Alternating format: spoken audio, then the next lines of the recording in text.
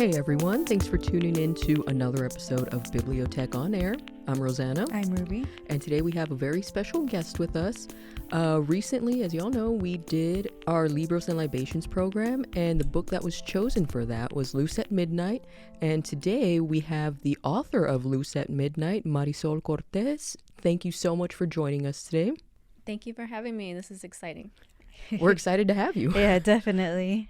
So we're going to get right into the questions. Our first one was just growing up here in San Antonio. How did your upbringing inspire your career path as a writer? That's a great question. And just to start too, I want to say thank you so much for choosing my book. That was that was amazing to hear. And I'd be curious to know how people responded and stuff. But I was thinking about this question, and I think, so I grew up kind of just up north St. Mary's, kind of like a little north of the Strip. That's basically the area where my dad also grew up. Like my dad grew up just over here on East Myrtle, Myrtle and North St. Mary's. So that's where I'd visit my grandparents. So I grew up close to where, I would visit my aunts and uncles and my grandparents and stuff in Tobin Hill. And there was nothing sort of in my early years that I think really kind of like shaped my later interests in writing and books and stuff. But I did think about how, and I think maybe it's a sort of underrated thing in my family, like in my extended family, but my dad, also wrote poetry and still does sometimes on occasion. So he's from a family of 14 brothers and sisters. Wow. And so within that large family, like he was kind of the artsy one. That's interesting. And kind of like a little bit of the black sheep of the family. Like he kind of went off and did his own thing. Mm-hmm. Like he was less traditional, went into teaching. He was a special ed teacher. And so like this thing that he did, poetry or writing, like he didn't force you to do it. Well, but he didn't do anything with it. Like he kind of just did it privately. Oh, like a hobby, I guess. I guess private so. Hobby. But even to the point where it wasn't something we thought about. Like I only thought about it now. Like, well, it makes sense, he was that person in his family, even though he went a different way with what he did for a living. But so when I was growing up, like I kind of more identified with other members of the family. That I had an aunt that became a doctor. And like that was like, wow, like that was amazing. Yeah. Like everybody was like so proud of her. And so when I was a kid, that was more kind of what I gravitated towards. Like I really looked up to her, and I wanted to be a doctor too. I wanted to, for a while, she was a cardiologist. So for a while I wanted to do that. And then later I was really, like I grew up, kind of came of age in the late 80s, early 90s, during the AIDS crisis, the AIDS epidemic. And so I wanted to be an immunologist. I wanted to help cure AIDS, right? And I wanted to be a marine biologist. So all of these like sort of sciencey things. But then when I got to high school, I guess I kind of made the discovery that, like, to say it like that I could write would be to give myself too much agency. It was more like I discovered that there was something that came through me that was powerful. And so I shifted in high school, like definitely by like 9th or 10th grade. Like that was what felt like the direction that was calling to me. And then at that point, like in high school, it was more like my English teachers that really kind of nurtured that and inspired me and sort of like saw something in me and guided me. And then in 10th grade, I joined the literary club, like in my high school. And we had a magazine and stuff, and it was this year-long process. We would solicit writing from the school, and then the club would meet in the mornings, and we would like read it all, and we would sort of decide who would get to be highlighted in the magazine. It was called The Human Concept, and it was run by Miss Ben-Mea in 10th grade. And that was really influential on me. I think not really just the encouragement of it, but the community, like the space of people, like we all were writers and, you know, wanted to do that. So we all kind of like read each other's work and encouraged each other. And that was really the first space where I made my work public, you know, where I wasn't just writing for myself, but I was writing to share it with people. So that, I think that was really sort of in my upbringing, that was a really important thing for me. Nice. Kind of dig that, how you said your dad, he kept it so private, but you were like, no, I want this to like reach people. So that's pretty neat. At least at first I was, and then but then yeah, I mean, I guess the other part of my story, and I know it comes up in a different question, so I can talk about it then. But then when I left high school and I kind of went out into the world and I was still writing, and I started to try to submit my work, and of course, you know, you get rejected a lot. So and at that point I didn't have writing community around me. And I wasn't, you know, I ended up an English major, but not really going like the creative writing side of the major, more like the literary criticism side of the major. So I was like, oh, well, I guess, you know, it's not something I'm supposed to, I guess I wasn't very good, or I guess I'm not, you know. So I kept writing, but I stopped trying to do anything with it. So I kind of like went my dad's, where it was just like this private thing I did for myself, but I didn't really even think about doing something with it at all, or sharing it with people for a while, you know, for a long time, like until probably like my mid-30s. Nice. It's a bit of a jump. Yeah. Yeah. So I lost confidence, I guess, like when I was like around 18, 19. So what made you find that confidence again and want to go out and publish your work? So yeah, after I kind of dealt with that early rejection, so I guess the thing about it, and I tell students now, like, okay, this is very normal. Like, you're gonna get rejected. This is the most normal thing, and don't let it phase you, because I didn't know it was normal. And if I had, I would have been, oh, okay, I'll just keep sending it out. All right, no big deal. But I took it to heart, and so I stopped the poetry and the fiction and stuff that I wrote. Like I just kept it to myself. But in school, like the work that, you know, the writing that you do for school, which was writing about literature, right? You know, writing, you know, more critical analyses of fiction and cultural stuff, like that kind of writing. Like I did get encouragement from my professors, and so I ended up deciding, oh, I think I want to try to be like a professor. I want to go an academic route. So I went to graduate school and in California, and pretty much for like 10 years, maybe more, 10, 15 years, like the only kind of writing I did was that more kind of critical, like analysis stuff, right? And so I only did that for a number of years, and I did continue to do some creative writing like on the side, but most of my energy went to, you know, what I imagined was what I wanted to do, which was to become an academic. And I did, like, you know, I finished my degree and I was going to go on the job market and look for like a professor or teaching job. And I started to do that. But then when I was at this moment of feeling like, oh, like I've done this thing that I set out to do, this other kind of writing just started to come back to me. And I had even before that kind of felt like I was missing something. You know, I used to write like this, or I used to write these kinds of things, and I don't anymore. And why is that? And where did that go? And am I still a writer, or am I just an academic? So some of those questions that started to kind of surface, and then when I did start an academic job, or I should back up and say,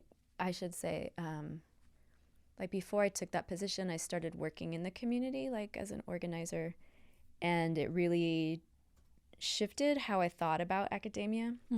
Like it really brought to the surface a lot of questions I had about whether that was what I really wanted to be doing, and what is the point of like this knowledge that we gain if it's not sort of applied in the community. So I went back to academia, like having done community work with like all of these questions that were really acute. So I kind of arrived at that job like in a state of crisis, like I've worked really hard to get here, but then is this really what I want to be doing at all?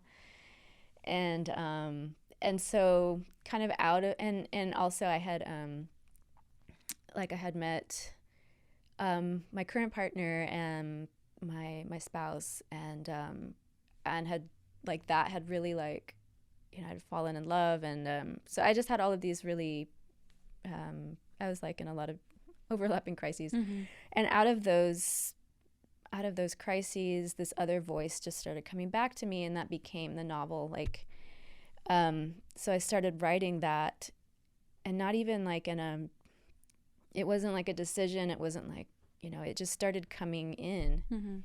And I wouldn't let myself like call it a book for a long time. I wouldn't let myself call it anything, you know, a novel or anything, because I was scared that it would stop coming in. So yeah, I just that I started writing that, and it took about 5 years to get to like a first draft, because I was doing a lot of other, you know, I was teaching. I had, you know, my older son at the time was only about 2, 3. I was making the decision not to continue teaching. I came back to San Antonio and I started working in the community again. And even then I thought, you know, like, oh, it's not academia, it's community organizing. Like, so even then I wasn't thinking like I want to be a writer. I was thinking, oh, it's this other path. But the writing kept happening. And then at a certain point, you know, I had this manuscript, you know, I had this like 300-page like story, and it wasn't the first you know, finished manuscript that I had written. You know, this was maybe like the 4th or the 5th like novel or novella, right? And I just got to the point where I was like, I can't if I'm going to bother to do this, I have to try to do something with it, right? Like I have to, even if it's just self-publishing, you know, if I'm going to, I have to commit to making it public in some way if I'm going to finish it, you know, like, and that was really, yeah, I mean, at that time I was, I was like in my mid-30s. But as soon as I came to that realization, I was like, oh yeah, like this was what I had wanted to do back when I was a teenager. Like it had gotten lost along the way, but then like as soon as I said yes to it, I realized that was what I was supposed to be doing like the whole time. And it made sense, like, because even, you know, as an academic, I was always mixing like theoretical writing with poetry or with creative writing or with creative nonfiction.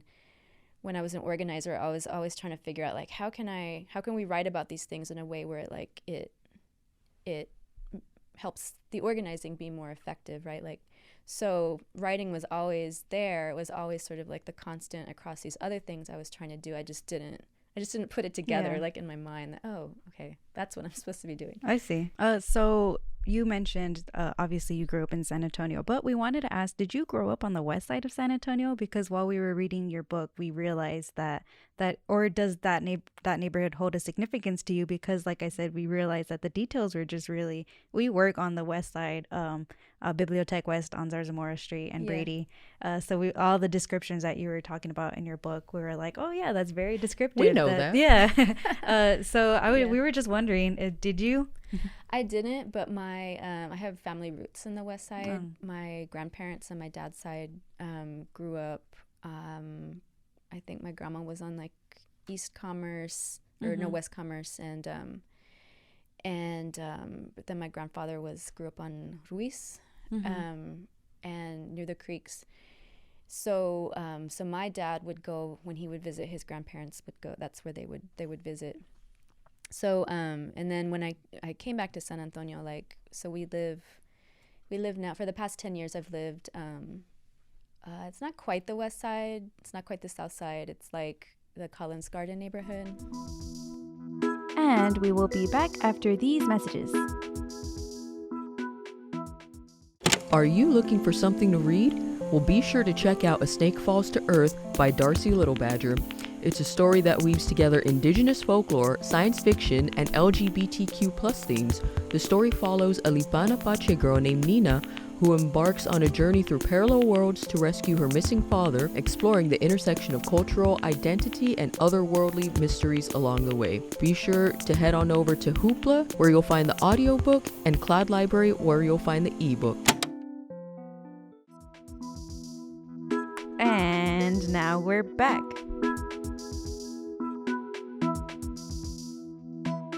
So getting into the Loose at Midnight questions, I know you were wondering how we chose your book. So interesting enough, we do a poll. So everyone, recommends their books, and then we randomly draw one out. So I had recommended your book because you actually came into our BiblioTech West location one day when you were promoting your book, that you were doing a reading somewhere. And then so I looked at the flyer and I was like, oh, that sounds very interesting, very descriptive in the San Antonio area, very new book. So I just threw that in there and then it got picked. So that's why we read it. So that's awesome. It was very interesting.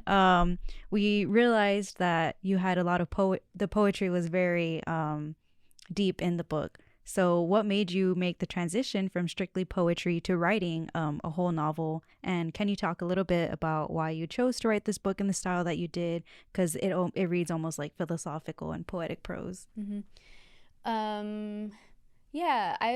Poetry showed up in my life first, and still in a lot of ways feels like my original language creatively.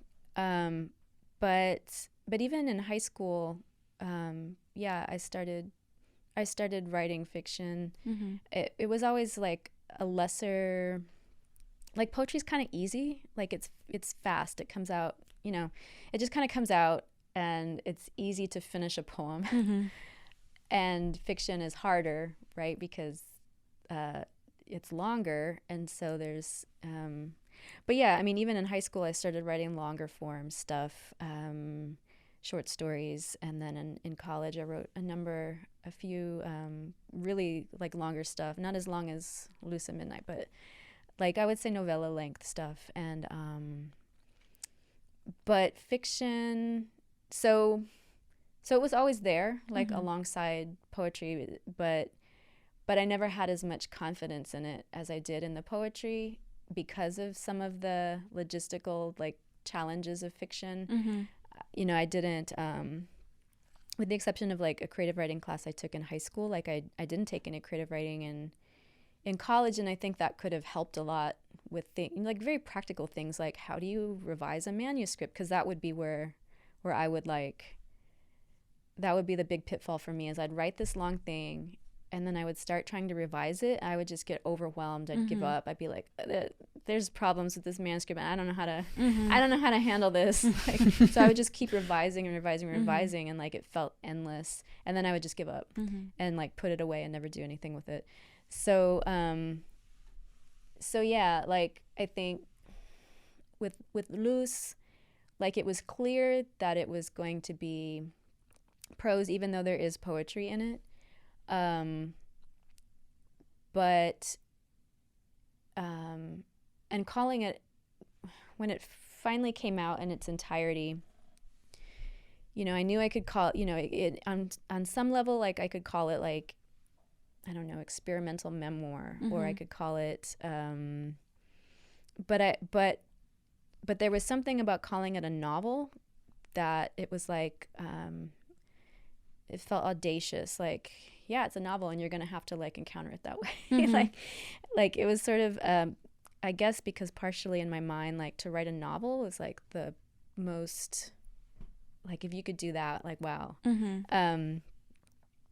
And so it was a sort of like a challenge to myself, or a dare to me, like to take it seriously, calling it a novel, like demands that it be taken seriously instead of, here's this thing that I wrote, and like, because it did, it did just kind of come out the way it came out. And, but then calling it a novel was like a commitment to myself that I was going to, okay, the things that feel really challenging to me in a practical way about it, like how to revise it, how to make it one coherent story, how to make the sort of like hybridity or the mixed genre aspect of it like work. I had to, if I'm calling it a novel, okay, I got to acquire those skills. Like I got to actually figure this out. So the transition from poetry to fiction was more, it wasn't like first I did one thing and then I did another. It was more like a commitment I made to the fiction that had always been there alongside the poetry, to figuring out how to actually do it in a way that where I felt comfortable, like sharing it, and in a way where like I felt from a craft point of view, like, okay, I have more of a handle on how this kind of writing works. Interesting. So quick question about that style, and it was something that was brought up at the at our book talk about it. So in the book, there's no quotation marks. Like everything is just. Was there a significance behind that, or was it just how it came out when you were writing? That's just how it came out when I was writing, and then and I guess at a certain moment, at a certain point, I made the decision, okay, like I like that style, like that makes sense to me. And I don't always write like that. Like I've written other things that's in, where the dialogue is in quotation marks or where it's italicized. I think that was more my style usually. But I don't know. I liked it. It came out that way and I liked it. Nice. I like that. So obviously the title is Loose at Midnight, and for those who haven't read it, Loose is a dog. So we wanted to know, what does the character Loose represent, and why did you go with the title Loose at Midnight? Yeah. So Loose is actually based on a couple of real dogs that my partner Greg had at the time when I first started writing the novel. And they were both dogs that he couldn't keep these dogs. Like they were both strays that he took in, and they were just those kind of dogs. Like they just did not want to stay in the yard. No matter what you did, like they always found a way out to book it. Yeah. So that was like kind of symbolic to me. These things in our lives that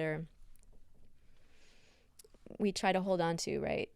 But we just fundamentally, like on some level, like, I mean, that's like there's nothing new in talking about this, right? But like, that's like the sort of like bittersweet tragedy of love, right? That you will never be able to hold on to it. I like that.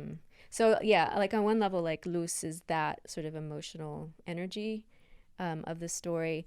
On another level, she's kind of like this element of randomness or chaos, really, like the chaos that makes the universe function, the way that it does, right? So like she brings characters together, like she leads Joel to like kind of his discovery of, what's behind all of these like weird things that are happening in the city. Like she kind of leads them to that information as a reporter.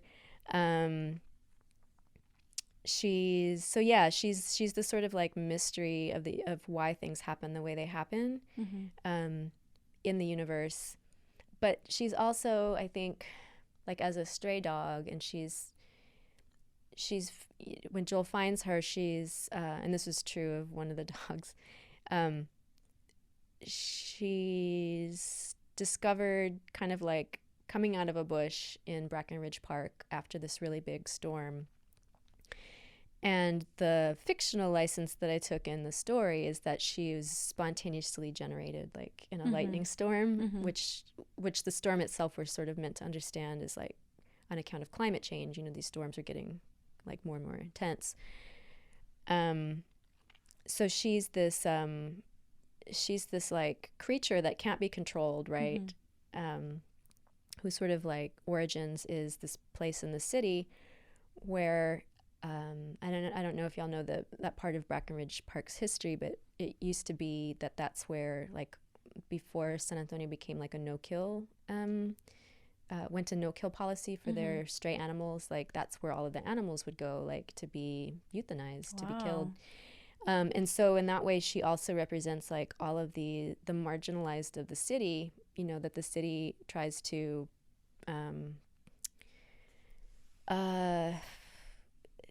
What would you say? Like brush aside, I guess. Brush aside or like sacrifice, right? In order to be able to, say, we're doing a job, or we're efficient, so there's references throughout the book. There's all kinds of sort of people living on the margins, unhoused people, and like everybody that the city, is trying to sort of make go away. So she also kind of represents, since the book is very much about like city politics too, and questions of like, how does power work ultimately, both at the municipal level, like what are the forces that are sort of organizing the way things run, and then in our own personal lives, how are things organized? Why do they run a certain way? So she's this element of what escapes, and also what, I guess if we're talking on the level of like the power relations of the city, what gets sacrificed, what gets eliminated. I really like that. I know, I never thought of. There's so much behind it. Yeah, there's a lot so behind much. it. I'm thinking of just stray animals. The streets call their names sometimes. Yeah, for sure. Yeah. I was curious. Can I ask y'all a question? When you were talking about like the scenes from the West Side that felt the most true to you, I was just curious, like what those, which scenes those were. The bridge. I know for sure. Yeah. Israel was talking about the bridge and the way that you described that. He was like, yeah, that's what it is. So that's one thing that we all found in common. Yeah.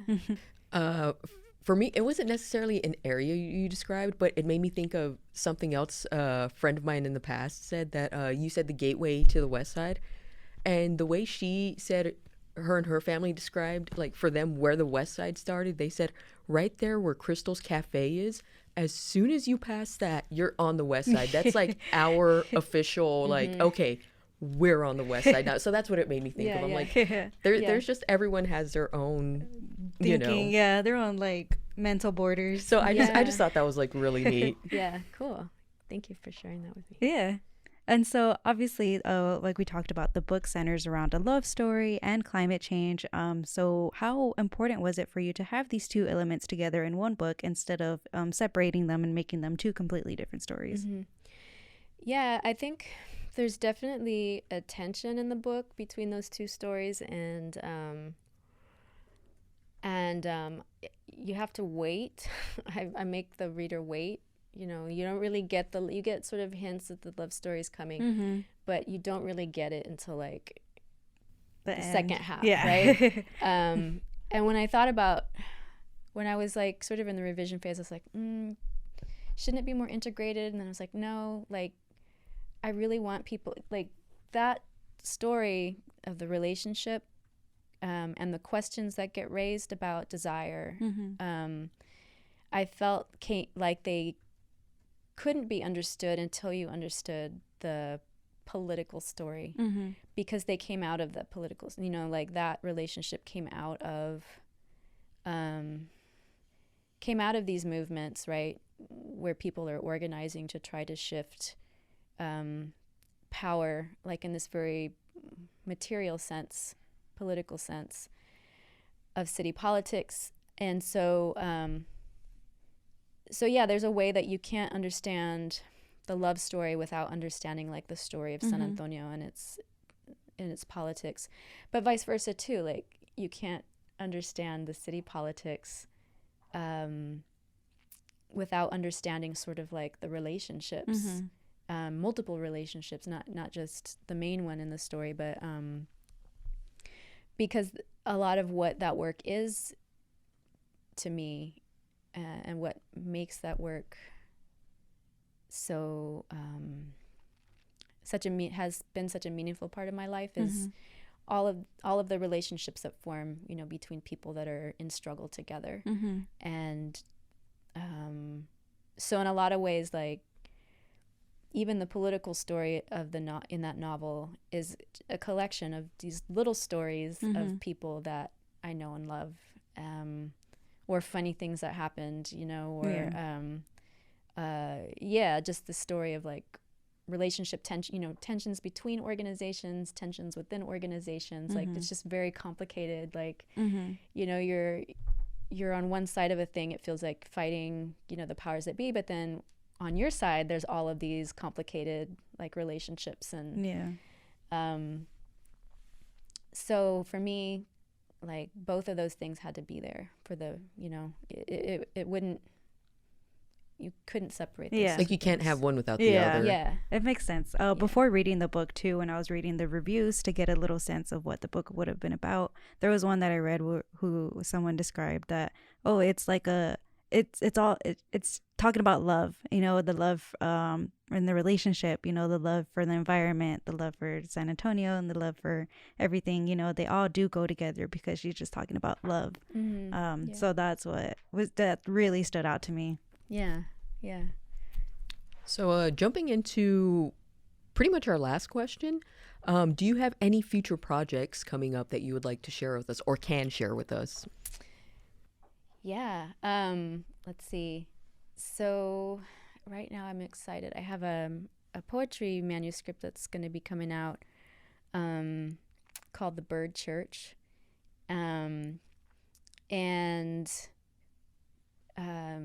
But I'm almost, I don't know, like, that book feels like finished in a way to me. I mean, because poetry, like I said, it's like more easy, like a lot, because the collection is just like stuff I've already written, kind of put together in order that makes sense. And so that one feels like, okay, it's almost out into the world. But the one that really excites me, because it, because it's much more, like, so much less finished.